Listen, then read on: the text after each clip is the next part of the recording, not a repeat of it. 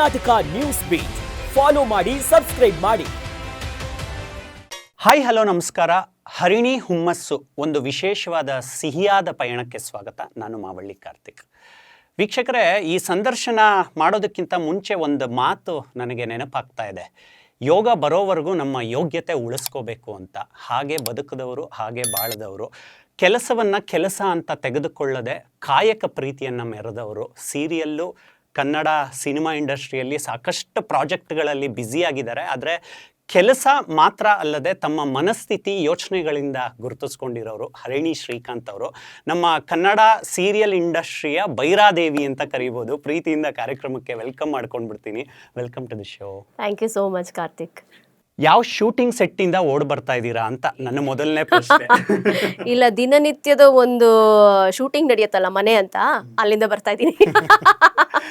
ಏನು ಇಷ್ಟು ಬ್ಯುಸಿ ಆಗಿದ್ದೀರಾ? ನಾನು 3 ತಿಂಗಳಿಂದ ನಿಮ್ಮನ್ನ ಟ್ರೈ ಮಾಡ್ತಾನೆ ಇದ್ದೆ. ತುಂಬ ಬ್ಯುಸಿ ಆಗಿದ್ರೆ ಆ್ಯಕ್ಚುಲಿ ಖುಷಿ ಆಗುತ್ತೆ ಒಬ್ಬ ಆರ್ಟಿಸ್ಟ್ ಬಾಯಿಂದ ಬ್ಯುಸಿ ಆಗಿದ್ದೀನಿ ಅಂತ ಕೇಳೋಕ್ಕೆ. ನಮಗೆ ಅದು ಆಫ್ಕೋರ್ಸ್ ಎಲ್ಲ ಥ್ಯಾಂಕ್ಸ್ ನನಗೆ ಕೆಲಸ ಕೊಡೋರಿಗೆ ಹೇಳಬೇಕು. ಆ್ಯಂಡ್ ಇನ್ನೊಂದು ಏನಂದರೆ ಯಾವ್ದು ಯಾವ ಸಮಯಕ್ಕೆ ಆಗಬೇಕೋ ಅದು ಆ ಟೈಮ್ಗೆ ಆಗೋದು. ನಾವು ಎಷ್ಟೇ ಪ್ರಯತ್ನ ಪಟ್ಟು ಜಿದ್ದಾಗುದ್ದಿ ಮಾಡಿ ಏನೇ ಮಾಡಿದ್ರೂ ಅದು ಅಲ್ಲಿಗೆ ಬಂದು ನಿಲ್ಲೋದಿಲ್ಲ. So I think it was destined ಇವತ್ತಿಗೆ. ಹಾಗಾಗಿ ಅದಕ್ಕೆ ನಾನೇ ಹೇಳಿಬಿಟ್ಟೆ ಇವತ್ತು ನಾನೇ ಬರ್ತೀನಿ ಅಂತ. ಹೇಗಿದೆ ಕೆಲಸ ಜೀವನ? ಎರಡೂ ಚೆನ್ನಾಗಿದೆ. It's fine. ಅಂದರೆ ಸಾಕಷ್ಟು ಬದಲಾವಣೆಗಳು ಕೆಲಸದಲ್ಲಿ, ಜೀವನದಲ್ಲಿ, ಕೆಲಸ ನೋಡೋ ರೀತಿ, ಜೀವನ ನೋಡೋ ರೀತಿ. ಐ ಥಿಂಕ್ ನಡ್ಕೊಂಡು ಬಂದಿರೋ ದಾರಿ has helped me to be like this ಅಂತ ಅನ್ಸುತ್ತೆ. ಸಾಮಾನ್ಯವಾಗಿ ತುಂಬ ಬ್ಯುಸಿ ಲೈಫಲ್ಲಿ ಇರೋರಿಗೆ, ವರ್ಕೋಹಾಲಿಕ್ಗಳಿಗೆ ಮೆಮೊರಿ ಪವರ್ ಕಡಿಮೆ ಅಂತ ಹೇಳ್ತಾರೆ. ನನಗೆ ಗೊತ್ತಿಲ್ಲ, ನಿಮಗೂ ಮೆಮೊರಿ ಪವರ್ ಇದೆಯೋ ಇಲ್ಲೋ ಗೊತ್ತಿಲ್ಲ. ಅದನ್ನು 94ಗೆ ಹೋದರೆ ಇವತ್ತು 2026 ನಿಂತಿದ್ದೀವಿ. ಒಂದ್ಸಲ ಕಂಪ್ಲೀಟ್ ಲುಕ್ ಬ್ಯಾಕ್ ನೋಡಿದಾಗ ಎಷ್ಟು ನಿಮಗೆ ಆತ್ಮತೃಪ್ತಿ ಅನ್ನೋದು ಸಿಗುತ್ತೆ? ಒಂದೇನಂದರೆ 94 ಇಂದ ಇವತ್ತಿನವರೆಗೂ ನಾನು ಶುರು ಮಾಡಿದ್ದು ಬೈ ಚಾನ್ಸ್. ಅಂದರೆ ನನಗೆ ಗೊತ್ತಿರಲಿಲ್ಲ ಈ ಸಂಕಲ್ಪ ಅಥವಾ ಮ್ಯಾನಿಫೆಸ್ಟೇಷನ್ ಅದೆಲ್ಲ ಏನೂ ಗೊತ್ತಿಲ್ಲ. ಸುಮ್ಮನೆ ಹೀಗೆ ಹೋಗ್ತಾ ಇದ್ದೆ. ನನ್ನ ಫ್ರೆಂಡ್ ಒಬ್ಬಳು ಆ್ಯಂಕರಿಂಗ್ ಮಾಡ್ತಾಯಿದ್ಲು ಟಿ ವಿಲಿ.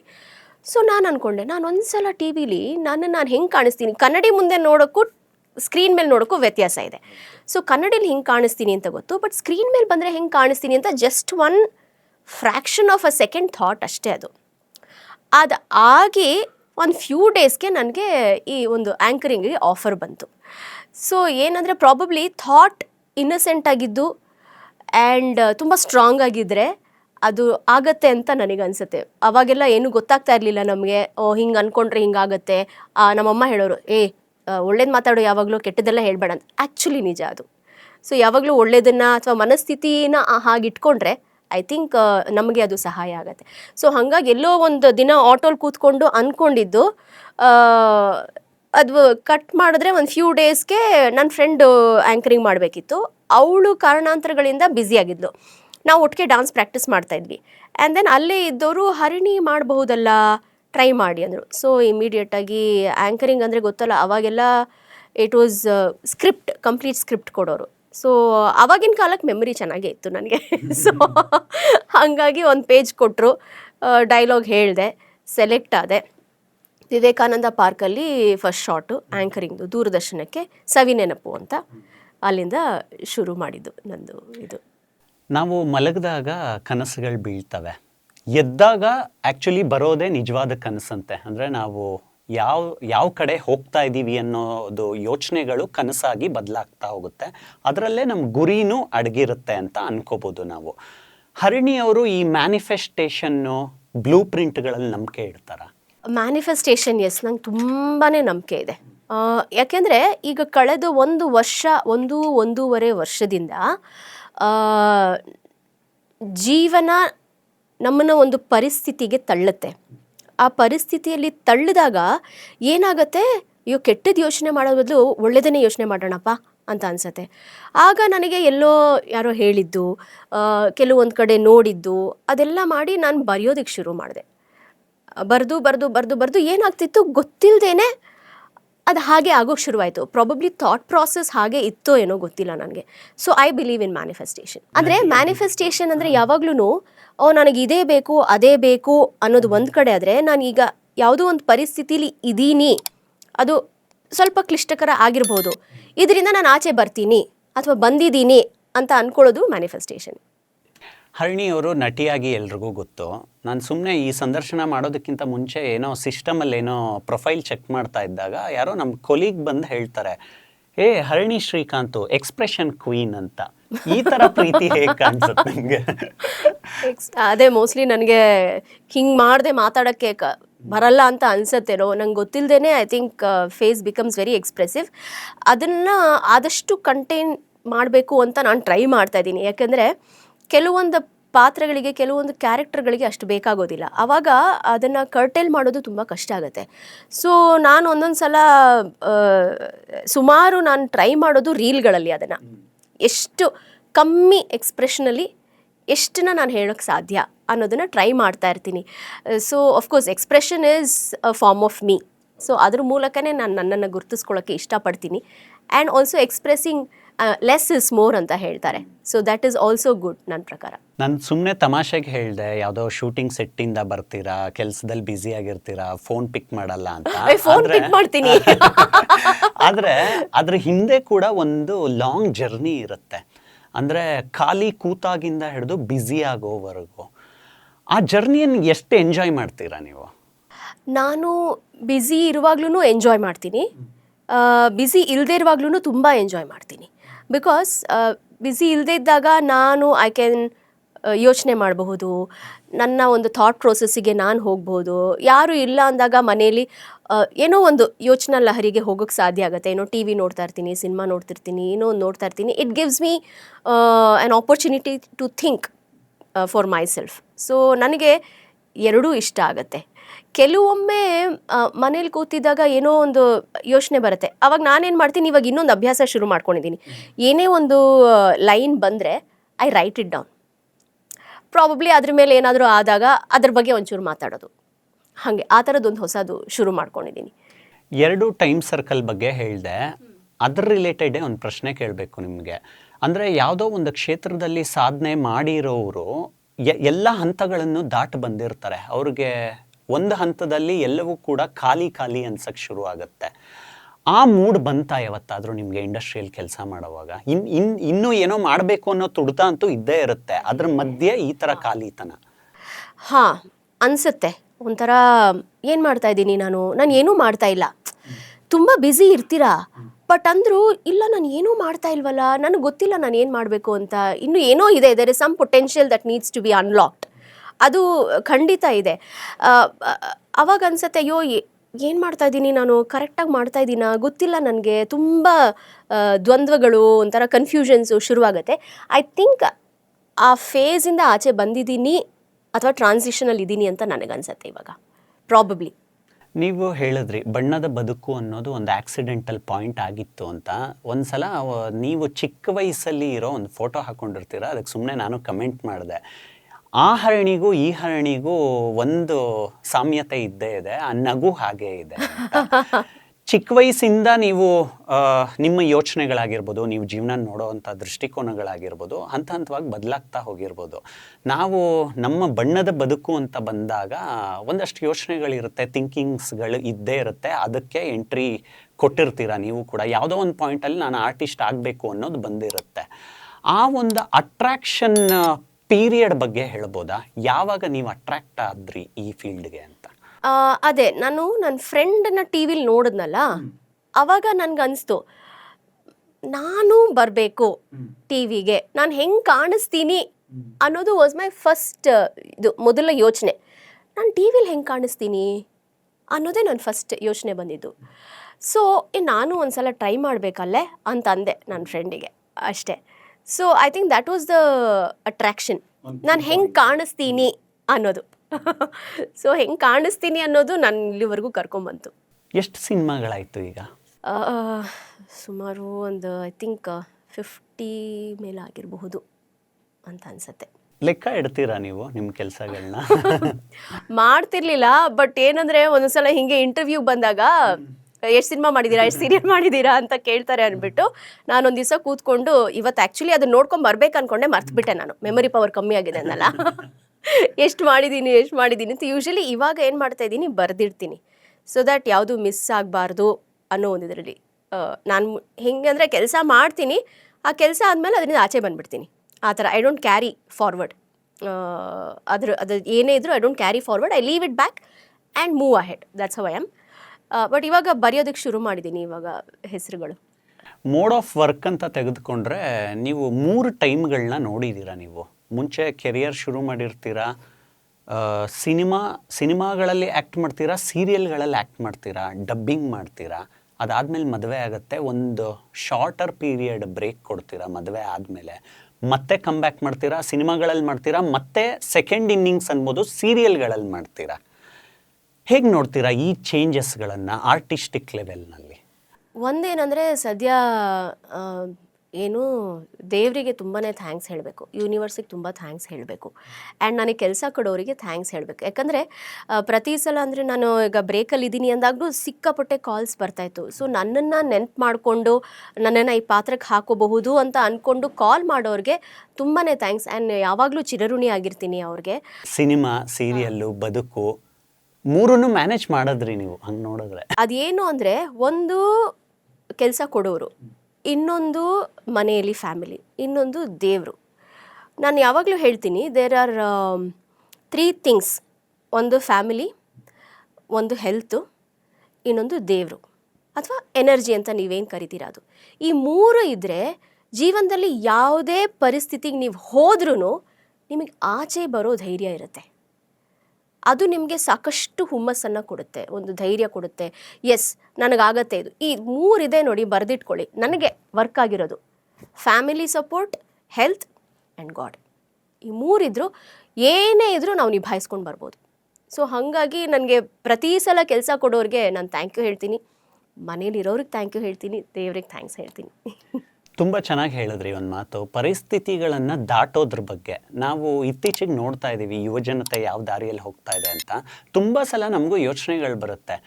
ಈ ಹಿಂದಿನ ಕಾಲಕ್ಕಿಂತ ಈಗ ಆ್ಯಕ್ಸಸ್ಗಳು ತುಂಬ ಚೆನ್ನಾಗಿ ಸಿಗ್ತಾ ಇದೆ ನಮಗೆ. ಕೆಲವು ಕೆಲಸಗಳು ನಾವು ಅಂದ್ಕೊಂಡಿದ್ದಕ್ಕಿಂತ ಸುಲಭವಾಗಿ ನಡೆದು ಹೋಗುತ್ತೆ.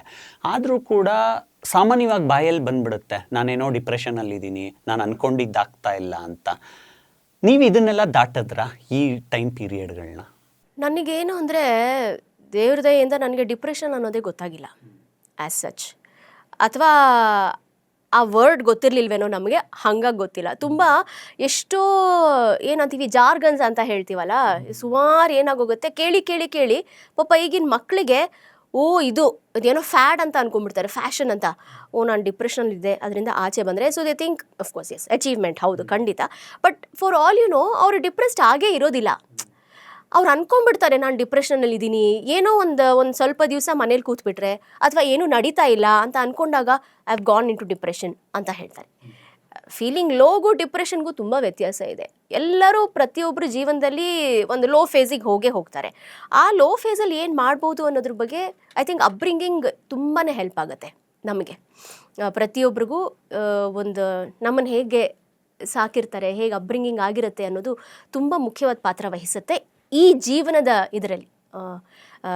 ಇದು ತೊಗೊಂಡಾಗ, ನೀವು ಲೈಫ್ ಅನ್ನೋದನ್ನು ತೊಗೊಂಡಾಗ ನಿಮ್ಮಿಂದ ಒಂದು ಸದಾಕಾಲ ಕಲಿಯೋ ಅಂತ ಒಂದು ಗುಣ ಇದೆ. ನೀವು ಆಗಾಗ ಯೂನಿವರ್ಸಿಗೆ ಥ್ಯಾಂಕ್ಸ್ ಹೇಳ್ತಾ ಇರ್ತೀರಾ, ಯಾಕೆ? ನಾನು ದಿನ ಹೇಳ್ತೀನಿ. ಯಾಕೆ ಅಂದರೆ ಐ ಡೋಂಟ್ ನೋ, ನನಗೆ I just feel very thankful, very grateful. ಇವತ್ತಿನ ದಿವಸ ಚೆನ್ನಾಗಾಯಿತು, ಐ ಫೀಲ್ ಬ್ಲೆಸ್ಡ್. ತುಂಬಾ ಏನೋ ಕೊಡ್ತಾ ಇದೆ ನಮಗೆ, and I think I am entitled to that. It is all there, ಅಲ್ಲಿದೆ, ನಾವು ಕೇಳಬೇಕಷ್ಟೇ. ನಾವು ಕೇಳಿದಾಗ ಇಟ್ ಈಸ್ ನಾವೇನು ಯೋಚನೆ ಮಾಡ್ತೀವಿ, ನಾವೇನು ಮಾತಾಡ್ತೀವಿ ಅದೇ ಅಫರ್ಮೇಷನ್ ಆಗುತ್ತೆ. ಸೊ ಯೂನಿವರ್ಸಿಗೆ ಅದು ಕೇಳಿಸತ್ತಂತೆ. It is a frequency, energy that passes. ಆ ಫ್ರೀಕ್ವೆನ್ಸಿ ಮ್ಯಾಚ್ ಆದರೆ ಐ ಥಿಂಕ್ ಅದಕ್ಕೆ ಎಲ್ಲೋ ಇವತ್ತೇನೋ ಮ್ಯಾಚ್ ಆಗಿದೆಯೋ ಏನಪ್ಪ ಗೊತ್ತಿಲ್ಲ. I am very grateful, I am very thankful to universe always and always. ಈ ಮೊಮೆಂಟಿಗೂ ಕೂಡ, ಬಿಕಾಸ್ ಏನೇ ಬಂದಿದ್ರು ಅದನ್ನೆಲ್ಲ ಬಂದಿದ್ರು ಬಿಕಾಸ್ ಅದು ಶಕ್ತಿ ನನಗೆ ಕೊಟ್ಟಿದೆ.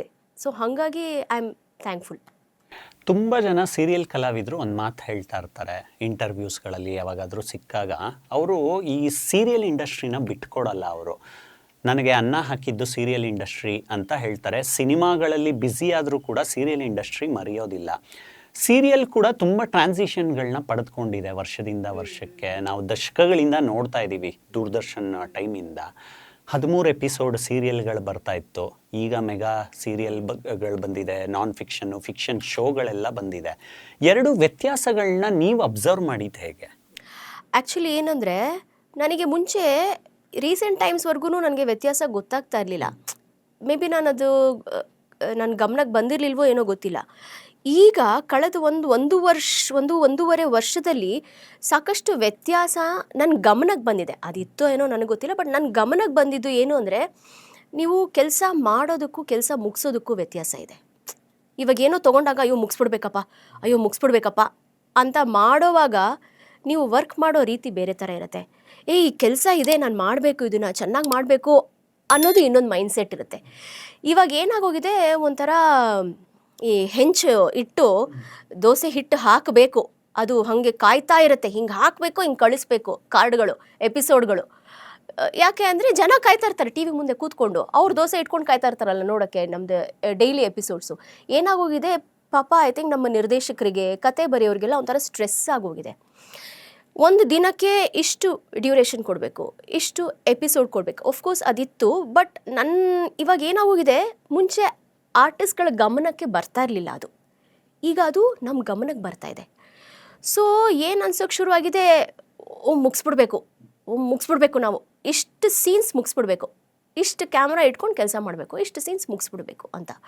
ಸೊ ಅದು ಅವರಿಗೂ ಸ್ಟ್ರೆಸ್ಸು, ಆ್ಯಕ್ಟರ್ಸ್ಗಳಿಗೂ ತುಂಬಾ ಸ್ಟ್ರೆಸ್ ಆಗುತ್ತೆ ಅದು. ಸೊ ಅದು ಒಂದು ತುಂಬಾ ದೊಡ್ಡ ಡಿಫರೆನ್ಸ್ ಅಥವಾ ವ್ಯತ್ಯಾಸ ಅಥವಾ ಚೇಂಜ್ ನಾನು ನೋಡಿರೋದು. I think it is not a good development ಅಂತ ನನಗನ್ಸುತ್ತೆ. ಸೀರಿಯಲಿಂದ ಸಿನಿಮಾಗೆ ಬರೋಣ. ನಿಮ್ಮ ಕೆರಿಯರ್ ಗ್ರಾಫ್ ನೋಡಿದ್ರೆ ನಿಜಕ್ಕೂ ಆಶ್ಚರ್ಯ ಆಗುತ್ತೆ. ಏನಕ್ಕಂದರೆ, ಈ ಒಳ್ಳೊಳ್ಳೆ ಸಿನಿಮಾಗಳನ್ನ ಮಾಡಬೇಕು ಅನ್ನೋ ಓಟದಲ್ಲಿರೋ ಕೆಲವು ಸಿನಿಮಾ ಟೀಮ್ಗಳ ಹೆಸರಲ್ಲಿ ಯಾವಾಗಲೂ ನಿಮ್ಮ ಹೆಸರಿರುತ್ತೆ. ನಿಮ್ಮ ಆಯ್ಕೆ ಏನು ಅಂತ ಗೊತ್ತಿಲ್ಲದೆ ಹೋದ್ರೂ ಪದೇ ಪದೇ ಅಂಥ ಒಳ್ಳೆ ತಂಡಗಳ ಜೊತೆ ನಿಮ್ಮ ಹೆಸರು ಸಿಂಕ್ ಆಗ್ತಾ ಹೋಗುತ್ತೆ. ನಾನು ಉದಾಹರಣೆಗೆ ಹೇಳೋದಾದರೆ, ಈಗ ದೂರದರ್ಶನ ಇರ್ಬೋದು, ಕೆರೆಬೇಟೆ ಇರ್ಬೋದು, ಆ ಸಿನಿಮಾ ತಂಡದ ಬ್ಯಾಕ್ಗ್ರೌಂಡ್ ನೋಡಿದ್ರೂ ಕೂಡ ಒಳ್ಳೆ ಸಿನಿಮಾ ಮಾಡಲೇಬೇಕು, ಗೆಲ್ಲೇಬೇಕು ಅನ್ನೋಂಥ ಓಟ ಇರುತ್ತೆ. ನಿಮಗೆ ಅನಿಸುತ್ತಾ ಇಂಥ ಪ್ರಯತ್ನಗಳಿಗೆ ಸೂಕ್ತವಾದ ಮನ್ನಣೆ ಸಿಗ್ತಾ ಇಲ್ಲ ಅಂತ? ಎಸ್, ಪಾಪ ತುಂಬ ಕಷ್ಟಪಟ್ಟಿರ್ತಾರೆ ಎಲ್ಲನೂ. ಆಫ್ಕೋರ್ಸ್ ಎಲ್ಲರೂ ಕಷ್ಟಪಡ್ತಾರೆ, ಎಲ್ಲರೂ ಆನೆಸ್ಟಾಗೇ ಕೆಲಸ ಮಾಡ್ತಾರೆ. ಬಟ್ ಐ ಡೋಂಟ್ ನೋ ಎಲ್ಲಿ ಏನು ಮಿಸ್ ಆಗ್ತಾ ಇದೆ ಅಥವಾ ಎಲ್ಲಿ ಏನು ಕಮ್ಮಿ ಆಗ್ತಾ ಇದೆ ಅನ್ನೋದು ಗೊತ್ತಿಲ್ಲ, ನನಗೂ ಗೊತ್ತಾಗ್ತಾ ಇಲ್ಲ. ಬಟ್ ಇನ್ನೊಂದು ಏನಂದರೆ, ನನಗೆ ಖುಷಿಯಾಗಿದೆ, ಓಕೆ ನನ್ನ ಹೆಸರು ಅಲ್ಲಿ ಬರ್ತಾ ಇದೆ. ಅಟ್ಲೀಸ್ಟ್ ಕೆಲವೊಮ್ಮೆ ಆ ಪ್ರಾಜೆಕ್ಟಲ್ಲಿ ಇಲ್ಲ ಅಂದ್ರೂ ಓಕೆ ಹೆಸರು ಸುಳಿದಾಡಿದೆ ಅಲ್ಲಿ ಅನ್ನೋದಂತೂ ನನ್ನ ಗಮನಕ್ಕೆ ಬಂದಾಗ ನನಗೆ ಖುಷಿಯಾಗುತ್ತೆ. ಮತ್ತು ಇನ್ನೊಂದು ಏನಂದರೆ, ಗೋ ವಿತ್ ಗಟ್ ಫೀಲ್ ಅಂತ ಏನು ಹೇಳ್ತಾರೆ ನೋಡಿ, gut is the second brain ಅಂತ ಹೇಳ್ತಾರೆ. Actually gut is the first brain ಅಂತೆ. ಅಂದರೆ ಗಟ್ಟಿಂದನೇ ಒಂಥರ ಇದು ಸರಿ ಇದ್ದರೆ ಇದೆಲ್ಲ ಸರಿ ಇರುತ್ತೆ ಅಂತ, ಮೈಂಡು ಎಲ್ಲನೂ. ಇಲ್ಲಿ ಏನೇ ಪ್ರಾಬ್ಲಮ್ ಆಗೋಗ್ಲಿ, ನಿಮಗೆ ಹೊಟ್ಟೆ ಒಂಚೂರು ಎಲ್ಲ ತಳ್ಕೆಳ್ಗಾಗುತ್ತೆ ಆ ಥರ. ಸೊ ಅದೊಂದು ಗಟ್ ಫೀಲ್ ಬರುತ್ತಲ್ಲ, ಚೆನ್ನಾಗಿರಬೇಕು, ಅದೊಂದು ಅನಿಸ್ಬೇಕು. ಅದು ಅನ್ಸೋದಕ್ಕೆ ನನಗೂ ಗೊತ್ತಿಲ್ಲ ಅದೇನು ಅಂತ. ಎಷ್ಟೋ ಸಲ ಏನಾಗಿದೆ, ನನಗೆ ಬಂದಂಥ ಅವಕಾಶಗಳು, of course for artist it is always opportunity. ನಾವು ಆಯ್ಕೆ ಮಾಡ್ಕೊಳ್ಳೋದಲ್ಲ, ಅದು ನಮಗೆ ಬರುತ್ತೆ, ಆ ಆಪರ್ಚುನಿಟಿ ಬರುತ್ತೆ, ಅದನ್ನು ನಾವು ತಗೋಬೇಕಾಗತ್ತೆ, ಸ್ವೀಕರಿಸ್ಬೇಕಾಗತ್ತೆ. ಕೆಲವೊಮ್ಮೆ ಕಾರಣಾಂತರಗಳಿಂದ ಅದು ನನಗೆ ಬಂದಿರೋದಿಲ್ಲ, ಬಟ್ ಎಷ್ಟೋ ಸಮಯ ಒಳ್ಳೆಯದೇ ಆಗಿರುತ್ತೆ. ಯಾಕಂದರೆ ಅದರ ನೆಕ್ಸ್ಟ್ ನನಗೆ ಇನ್ನೂ ಒಳ್ಳೆ ಪ್ರಾಜೆಕ್ಟ್ ಬಂದಿರುತ್ತೆ. ಸೊ ಪ್ರಾಬಬ್ಲಿ ನಾನು ಹೇಳಿದ್ನಲ್ಲ, ಯೂನಿವರ್ಸ್ ಇಸ್ ಗೈಡಿಂಗ್ ಮೀ ಅಂತ. ಹೊಟ್ಟೆ ತಲೆ ಎರಡೂ ಮುಖ್ಯ ಒಬ್ಬ ಕಲಾವಿದನಿಗೆ. ಈಗಷ್ಟೇ ಹೇಳ್ತಾ ಇದ್ರಿ, ಅಂದರೆ ವೇರಿಯೇಷನ್ಸ್ ಕೊಡಬೇಕು ಅಂತಲೇ ಹೋಗಿರ್ತೀವಿ, ಆದರೆ ಅದು ವಿನ್ ಆಗುತ್ತೋ ಲೂಸ್ ಆಗುತ್ತೋ ಅಥವಾ ಅದಕ್ಕೆ ಯಾವುದೇ ಒಂದು ಪ್ರತಿಕ್ರಿಯೆ ಸಿಗೋದಿಲ್ವೋ, ಕೆಲವೊಂದು ನಮ್ಮ ಕೈಯಲ್ಲಿ ಇರೋದಿಲ್ಲ. ನೀವು ಮಾಡಿದ ಯಾವುದಾದ್ರೂ ಒಂದು ಪರ್ಫಾರ್ಮೆನ್ಸು ನಿಮಗೆ ಅನಿಸಿದೆಯಾ, ಇದಕ್ಕೆ ಬೇರೆ ತರಹದ ಒಂದು ಪ್ರೀತಿ ಅಭಿಮಾನ ಸಿಗಬೇಕಾಗಿತ್ತು, ಆದರೆ ಆ ಸಿನಿಮಾ ಸೋತಿದ್ರಿಂದ ಆ ಪರ್ಫಾರ್ಮೆನ್ಸ್ ಅನ್ನೋಟಿಸ್ಡ್ ಆಯಿತು ಅಂತ? ನಂಗೆ ಗೊತ್ತಿರೋ ಪ್ರಕಾರ ಅನ್ನೋಟಿಸ್ಡ್ ಆಗಿಲ್ಲ ಅಂತ ಅನ್ಕೋತೀನಿ. ಆಫ್ಕೋರ್ಸ್ ಆಲ್ ಥ್ಯಾಂಕ್ಸ್ ಟು ನಿಮ್ಮಂಥವ್ರಿಗೆ. ಯಾಕಂದರೆ ಅದನ್ನು ಬೆಳಕಿಗೆ ತರ್ತೀರಾ ನೀವು, ಈ ಥರ ಇವ್ರು ಪಾತ್ರ ಮಾಡಿದರು, ಪಾತ್ರ ಚೆನ್ನಾಗಿತ್ತು ಅಂತ. ಅಗೇನ್ ಕಲಾವಿದರಿಗೆ ಪಾತ್ರ ತುಂಬ ಮುಖ್ಯ ಆಗುತ್ತೆ. ಯಾಕಂದರೆ ಅರ್ಧಕ್ಕರ್ಧ ಪಾತ್ರ ಕೆಲಸ ಮಾಡುತ್ತೆ, ನೀವು ಆ ಪಾತ್ರದ ಜೊತೆ ಹೊಂದಾಣಿಕೊಂಡು ಹೋಗಬೇಕಾಗತ್ತೆ. ಬಿಕಾಸ್ ಕ್ಯಾರೆಕ್ಟರ್ ಅನ್ನೋದು ತುಂಬಾ ಮುಖ್ಯ. ಒಂದು ಕ್ಯಾರೆಕ್ಟರು ಕಥೆಗೆ ಎಷ್ಟು ವ್ಯಾಲ್ಯೂ ಆ್ಯಡ್ ಮಾಡ್ತಾ ಇದೆ ಅನ್ನೋದು ತುಂಬಾ ಇಂಪಾರ್ಟೆಂಟ್ ಆಗುತ್ತೆ. ನನ್ನ ಪ್ರಕಾರ ಅನ್ನೋಟಿಸ್ಡ್ ಅನ್ನೋದು ನನ್ನ ನೋಟಿಸಿಗೆ ಬಂದಿಲ್ಲ. ನಾನು ಏನಕ್ಕೆ ಕೇಳಿದೆ ಅಂದರೆ ಈ ಪ್ರಶ್ನೆ, ನೀವು ಸುಪ್ತವಾಗಿ ಕೆಲವೊಂದು ಪಾತ್ರಗಳಲ್ಲಿ ಕಾಣಿಸ್ಕೊತೀರಾ. ಸ್ಪೆಷಲಿ ಹೇಳೋದಾದರೆ ನೀವು ಎಮೋಷ್ನಲ್ ಸೀನ್ಸ್ ಅಂತ ಬಂದಾಗ ನಿಮ್ಮದು ಬೇರೆದೇ ಆದ ತಯಾರಿಗಳಿರುತ್ತೆ. ನೀವು ಒಂದು ಪಾತ್ರ ಆಯ್ಕೆ ಮಾಡ್ಕೊಳ್ಳೋವಾಗಿರೋ ಪ್ರೋಸೆಸ್ಗಳೇನು ಅನ್ನೋ ಒಂದು ಕುತೂಹಲ ನಮಗೆ. ಒಂದು ನನಗೆ very very major thing is, ನನಗೆ ಅವ್ರ ಅಪ್ರೋಚ್ ಮಾಡೋ ರೀತಿಲೇ ಗೊತ್ತಾಗೋಗುತ್ತೆ. They are honest, they are very hard working ಅನ್ನೋದು ಸಮ್ಹೌ ಐ ಡೋಂಟ್ ನೋ ಅದು ಹೆಂಗೆ ಅಂತ ಗೊತ್ತಾಗುತ್ತೆ. So that is the first entry level, ಅದು ಬಂದ್ಬಿಡುತ್ತೆ. ಅದಾದಮೇಲೆ ಸ್ಟೋರಿ, ಆ ಸ್ಟೋರೀಲಿ ನನ್ನ ಪಾತ್ರ ಏನು ಮಾಡುತ್ತೆ, ನನಗದು ತುಂಬಾ ಮುಖ್ಯ. ನಾನೊಂದು 5 ನಿಮಿಷಕ್ಕೆ ಬಂದು ಹೋದರೂ ಪರವಾಗಿಲ್ಲ, ಬಟ್ ಅದು ಇಲ್ಲದೆ ಆ ಕತೆ ನಡೆಯುತ್ತಾ, ಅದಿಲ್ಲದೆ ಆ ಕತೆ ನಡೆಯುತ್ತೋ ಅಂದರೂ ಯಾರು ಬೇಕಾದರೂ ಮಾಡ್ಬೋದು. ಆ ಪಾತ್ರ ಇದ್ದರೂ ಇರ್ಬೋದು, ಇಲ್ಲದೇನೂ ಇರ್ಬೋದು. ಬಟ್ ಅದಿಲ್ಲದೆ it is adding value to the ಕಥೆನ, ಅದು ನಂಗೆ ತುಂಬ ತುಂಬ ಮುಖ್ಯ ಆಗುತ್ತೆ. ಸೊ ನನಗೆ ಬರುವಂಥ ಪಾತ್ರಗಳು, ನಾನು ಮಾಡೋ ಪಾತ್ರಗಳು ಕಥೆಗೆ ಪೂರಕವಾಗಿರಬೇಕು. ನಾನು ಎಷ್ಟು ಹೊತ್ತು ಇರ್ತೀನಿ ಸ್ಕ್ರೀನ್ ಮೇಲೆ ಅನ್ನೋದಕ್ಕಿಂತ I think this is most important. ನಿಮಗೆ ಯಾವುದಾದ್ರೂ ಪಾಯಿಂಟಲ್ಲಿ ಅನ್ನಿಸ್ತಾ, ಅಥವಾ ಯಾವುದಾದ್ರೂ ಸೀರಿಯಲ್ಗೆ ವರ್ಕ್ ಮಾಡುವಾಗ, ನೀವು ಸೀರಿಯಲ್ ಹೆಸರೇ ಹೇಳೋದೇನು ಬೇಡ, ಆ ಪಾತ್ರ ಮಾಡ್ತಾ ಮಾಡ್ತಾ ಮಾಡ್ತಾ ಇದು ಯಾಕೋ ಟೈಪ್ ಕಾಸ್ಟ್ ಆಗ್ತಾ ಇದೆ, ನನ್ನ ಟ್ರ್ಯಾಕ್ ಚೇಂಜ್ ಮಾಡಬೇಕು ಅಂತ ಅನಿಸಿದ್ದುಂಟು. ಖಂಡಿತ ಹೌದು. ಅದೇ ಹೇಳಿದ್ನಲ್ಲ, ಒಂಥರ ನಾವು ಏನು ಮಾಡಿದ್ರೂ ಸರಿಯಾಗಿಬಿಡುತ್ತೆ. ಇವಾಗ ಅವ್ರು ಏನೋ ಹೇಳ್ತಾರೆ, ನಾವು ಹಿಂಗೆ ಮಾಡ್ತೀವಿ, ಓಕೆ ಅಂದ್ಬಿಡ್ತಾರೆ. ಕೆಲವೊಂದ್ಸಲ ನನಗೆ ಗೊತ್ತಿಲ್ಲ ಅವ್ರು ಮಾನಿಟ್ರ್ ನೋಡ್ತಾ ಇದ್ದಾರಾ, ಬರೀ ಸ್ಕ್ರಿಪ್ಟ್ ನೋಡ್ತಾ ಇದ್ದಾರಾ, ಬರೀ ಲೈನ್ಸ್ ಹೇಳ್ತಾ ಇದ್ದಾರಾ ಅನ್ನೋದು ನಾನು ಅಯ್ಯೋ ನಾನು ಮಾಡಲೇ ಇಲ್ವಲ್ಲ, ಏನುವೆ ಓಕೆ ಮಾಡಿದ್ರಾ ಅಂತ ಅನಿಸ್ದಾಗ ನನಗಲ್ಲ ಅನ್ಸೋದು ಏನಂದರೆ, ಮುಗ್ಸಕ್ಕೆ ನೋಡ್ತಾ ಇದ್ದಾರೆ, ಅಂದರೆ ಸೀನ್ ಮುಗಿಬೇಕು, ಇವತ್ತೇನು ಅಂದ್ಕೊಂಡಿದ್ದೀರೋ ಅದು ಮುಗಿಬೇಕು ಅನ್ನೋದಷ್ಟೇ ನೋಡ್ತಿದ್ದಾರೆ ಅಂದಾಗ ಮೇ ಬಿ ಸ್ವಲ್ಪ ನಾನು ಆ ಪ್ಯಾಟರ್ನಿಗೆ ಇನ್ನೂ ಅಡ್ಜಸ್ಟ್ ಆಗಿಲ್ಲ. ಸಾಕಷ್ಟು ಬದಲಾವಣೆ ಆಗಿದೆ. ಆ ಬದಲಾವಣೆ ಪ್ರಾಯಶಃ ಸೀರಿಯಲ್ ಜಗತ್ತಿಗೆ ಅಥವಾ ಟಿ ವಿಗೆ ತುಂಬಾ ಮುಖ್ಯ. It may be a progress, but ನನಗೆ ಕಲಾವಿದೆಯಾಗಿ ಅದು ನನ್ನ ಪ್ರೋಗ್ರೆಸ್ಸಿಗೆ ಹೆಲ್ಪ್ ಆಗ್ತಾ ಇಲ್ಲ. ಸೊ ಬ್ರೇಕ್ ತೊಗೋಬೇಕು ಅಂತ ಅನಿಸ್ತಾ ಇದೆ ಖಂಡಿತವಾಗ್ಲೂ. ಕಂಟೆಂಟ್ ಕ್ರಿಯೇಷನಲ್ಲೇ ಈ ಜಗತ್ತು ಓಡ್ತಾ ಇದೆ, ನಾವೆಲ್ಲರೂ ನೋಡ್ತಾ ಇದ್ದೀವಿ. ಸೋಷಿಯಲ್ ಮೀಡಿಯಾ ಜಮಾನ ಬೇರೆ ಥರ ಶುರುವಾಗಿದೆ. 2035 ಈ ಯೂಟ್ಯೂಬ್ ಚಾನಲ್ ಇಲ್ಲದೆ ಇರೋರೇ ಯಾರೂ ಇರಲ್ವಂತೆ, ಆ ಥರ ಏನೋ ಒಂದು ಪ್ರೆಡಿಕ್ಷನ್ಸ್ಗಳು ಬರ್ತಾ ಇದೆ. ಈ ಚೇಂಜಸ್ಗಳನ್ನ ಹೇಗೆ ನೋಡ್ತಾ ಇದ್ದೀರಾ ನೀವು ಈಗ? ನನಗೆ ಆನೆಸ್ಟ್ಲಿ ಮುಂಚೆ ನಾನು ಸಿನಿಮಾ ಹೇಳಕ್ಕೆ ಬಂದಾಗ ಅಯ್ಯೋ ಒಳ್ಳೆ ಕಂಟೆಂಟ್ ಇದೆ ಮೇಡಮ್, ತುಂಬ ಒಳ್ಳೆ ಕಂಟೆಂಟ್ ಇರೋ ಸಿನಿಮಾ ಇದು ಅಂತ ನಾನು ಅಂದ್ಕೊಂಡು ಹೋಗ್ಬಿಡ್ತಿದ್ದೆ. ಬಟ್ ಈಗ ಗೊತ್ತಿಲ್ಲ, ಎವಲ್ಯೂಷನ್ ಅಂತ ಕರಿತಿರೋ, ಇವಾಲ್ವ್ ಆಗ್ತಾ ಇದ್ದೀವಿ ಅಂತೀವೋ ಏನೋ ಗೊತ್ತಿಲ್ಲ. ನನಗನ್ಸೋದು ಈ ಕಾಂಟೆಂಟ್ ಅನ್ನೋ ವರ್ಡೇ ಸಿನಿಮಾಕ್ಕೆ ಸರಿ ಹೊಂದಲ್ಲ ಅಂತ ನನಗನ್ಸುತ್ತೆ. ಯಾಕಂದರೆ ಸಿನಿಮಾ ಯಾವತ್ತೂ ಕಥೆ ಇರಬೇಕು, ಎಕ್ಸ್ಪ್ರೆಷನ್ಸ್ ಇರಬೇಕು, ಫೀಲಿಂಗ್ಸ್ ಇರಬೇಕು, ಏನೋ ಹೇಳ್ತಾ ಇದ್ದೀವಿ ಜನರಿಗೆ, ಅವ್ರು ನೋಡಿದಾಗ ಕನೆಕ್ಟ್ ಆಗಬೇಕು. ಈಗ ನನ್ನ ಪ್ರಕಾರ ಕಾಂಟೆಂಟ್ ಅನ್ನೋದು ನ್ಯೂಸ್ ಪೇಪರಲ್ಲಿ ಬರೋದು, ನ್ಯೂಸಲ್ಲಿ ನಾವು ಕೇಳೋದು, ಆ್ಯಂಕರಿಂಗಲ್ಲಿ ನಾವು ಕೇಳೋದು is my version of content.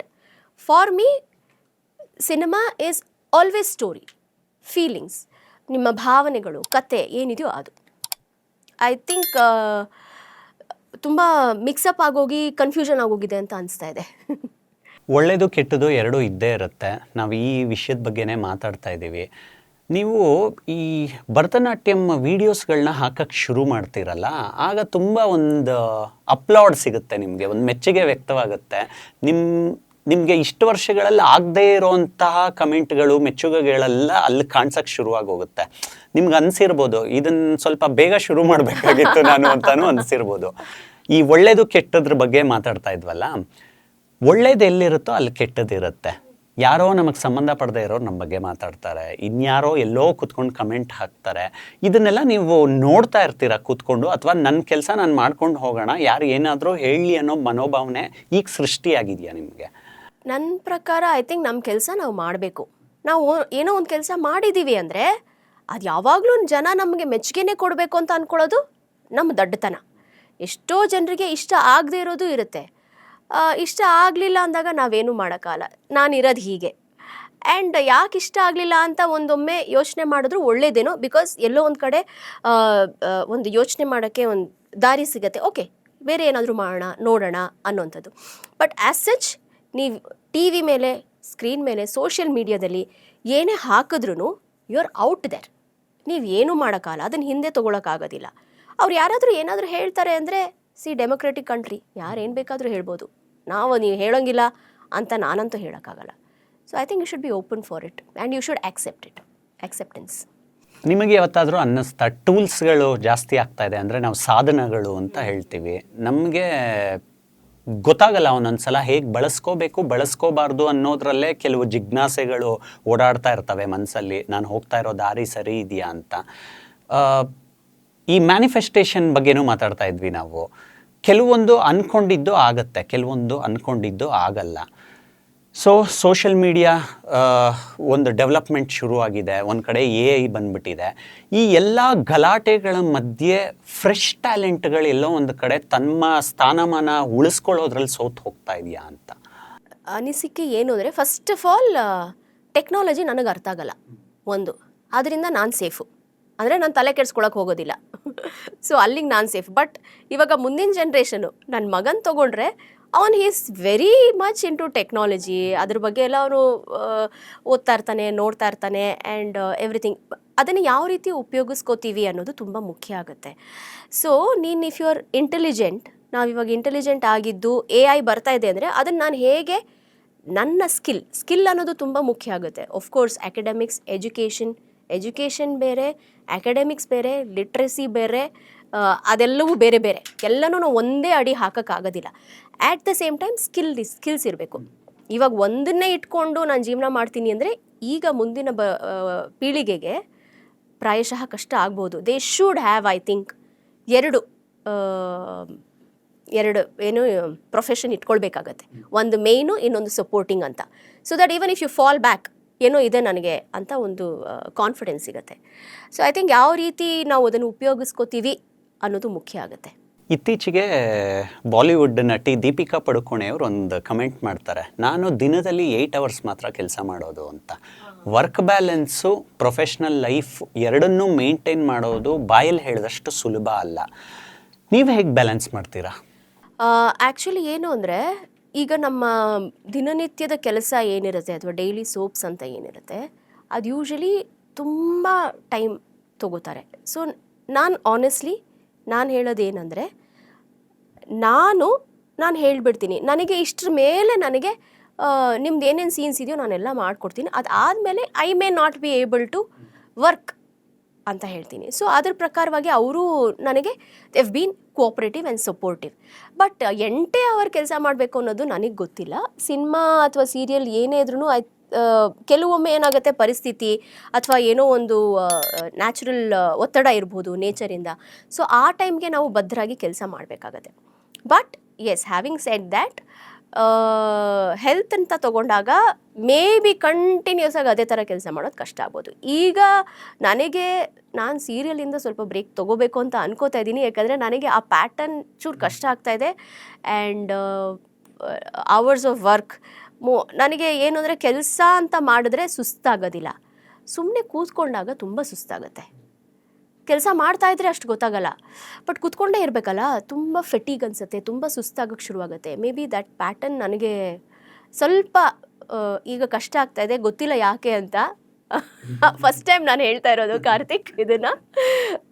ಸ್ವಲ್ಪ ಕಷ್ಟ ಆಗ್ತಾಯಿದೆ. ಆಫ್ಕೋರ್ಸ್ ನನಗೆ ಯಾರು ಫೋನ್ ಮಾಡಿದ್ರು ನಾನು ಅವರಿಗೆಲ್ಲ ಹೇಳ್ತಾ ಇದ್ದೀನಿ, ನನಗೆ ಸ್ವಲ್ಪ ನಾನು ಬ್ರೇಕ್ ತೊಗೋತಾ ಇದ್ದೀನಿ, ಪ್ಯಾಟರ್ನ್ ನನಗೆ ಸೆಟ್ ಆಗ್ತಾ ಇಲ್ಲ, ದಯವಿಟ್ಟು ಅನ್ಯತಾ ಭಾವಿಸಬೇಡಿ, ಇವಾಗ ಸದ್ಯಕ್ಕೆ I am taking a break ಅಂತ. ಸೊ ಹಾಗೆ 2 ಪ್ಯಾಟ್ರನ್ಗಳನ್ನ ನಾವು ಹುಡುಕೋಬೋದು ಸಿನಿಮಾದಲ್ಲಿ.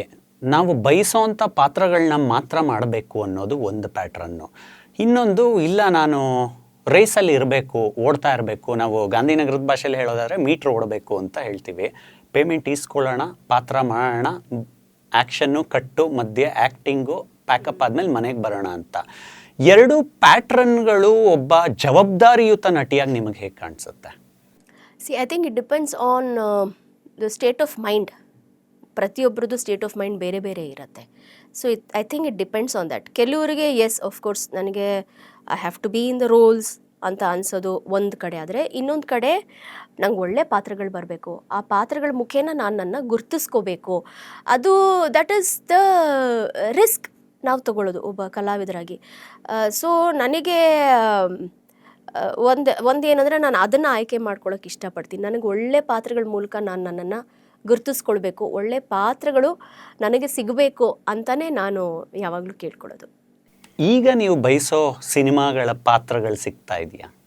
ಹಾಂ ಎಸ್. ನಾನು ಈಗ ಮಾಡಿರೋ ಸದ್ಯದ ಸಿನಿಮಾಗಳಲ್ಲಿ ಒಳ್ಳೆ ಪಾತ್ರಗಳು ಬಂದಿದೆ. I am very happy. ಅವ್ರು ಯಾವ ರೀತಿ ಅದನ್ನು ಪಿಕ್ಚರೈಸ್ ಮಾಡ್ತಾ ಇದ್ದಾರೆ, ಸೀನ್ಸ್ ಯಾವ ಥರ ಇದೆ, ಆ್ಯಂಡ್ ನನ್ನ ಪಾತ್ರ ಎಷ್ಟು ವ್ಯಾಲ್ಯೂ ಆ್ಯಡ್ ಮಾಡುತ್ತೆ, ಐ ಆಮ್ ಟೋಟಲಿ ಕಂಟೆಂಟ್. ಅದೇ ಹೇಳೋನಲ್ಲ, ದೆರ್ ಇಸ್ ನಾನು ಇದ್ರ ಬಗ್ಗೆ ಮಾತಾಡೋಣ ಅಂತ ಅಂದ್ಕೊಂಡು ಬರೆದಿಟ್ಕೊಂಡಿದ್ದೆ, ಕಾಂಪ್ಲಯನ್ಸಸ್ ಆ್ಯಂಡ್ ಕಂಟೆಂಟ್ಮೆಂಟ್ ಅಂತ. ಕಾಂಪ್ಲಯನ್ಸಸ್ ಅಂದರೆ ಅನುಸರಣೆ, ಅದು ಹೇಗಿದೆಯೋ ಅದ್ರ ಪ್ರಕಾರವಾಗಿ ನಡ್ಕೊಂಡು ಹೋಗೋದು. ಈಗ ರೆಡ್ ಬಂತ ನಾವು ನಿಂತ್ಕೋಬೇಕು, ಎಲ್ಲೋ ಬಂತ ರೆಡಿಯಾಗಿರಿ, ಗ್ರೀನ್ ಬಂತ ಹೋಗಿ, ಅದು ಒಂಥರ. ಆದರೆ ಕಂಟೆಂಟ್ಮೆಂಟ್ ಅಂದರೆ ನಾವು ಮಾಡೋದು ನಮಗೆ ಇಟ್ ಈಸ್ ಇನ್ನರ್ ಜರ್ನಿ. ನಾವು ಮಾಡೋದು ನಮಗೆ ತೃಪ್ತಿ ಕೊಡ್ತಾ ಇದೆಯಾ, am I totally happy with that. So ನಾನೀಗ ಕಂಟೆಂಟ್ಮೆಂಟ್ ಫೇಸಲ್ಲಿದ್ದೀನಿ. ಕಾಂಪ್ಲಯನ್ಸಸ್ಗಿಂತ ಕಂಟೆಂಟ್ಮೆಂಟ್ ಫೇಸ್ಗೆ ಐ ಆಮ್ ಟ್ರಾವೆಲಿಂಗ್ ಅಂತ ಹೇಳೋಕೆ ಇಷ್ಟಪಡ್ತೀನಿ.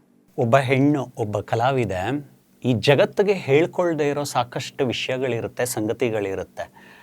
ಆಕೆನೇ ಅವಳ ಒಳಗಡೆನೆ ಹೇಳ್ಕೊಂಡಿರಲ್ಲ. ಯಾರಿಗಾದ್ರೂ ಹೇಳ್ಕೊಳ್ಳೋ ಅಂತ ಒಂದು ಶಕ್ತಿ ಬೇಕಾಗಿರುತ್ತೆ. ನಿಮ್ಮ ಜೀವನದಲ್ಲಿ ಆ ಶಕ್ತಿ ಶ್ರೀಕಾಂತ್ ಅವರು ಅಂತ ಹೇಳ್ಬೋದು.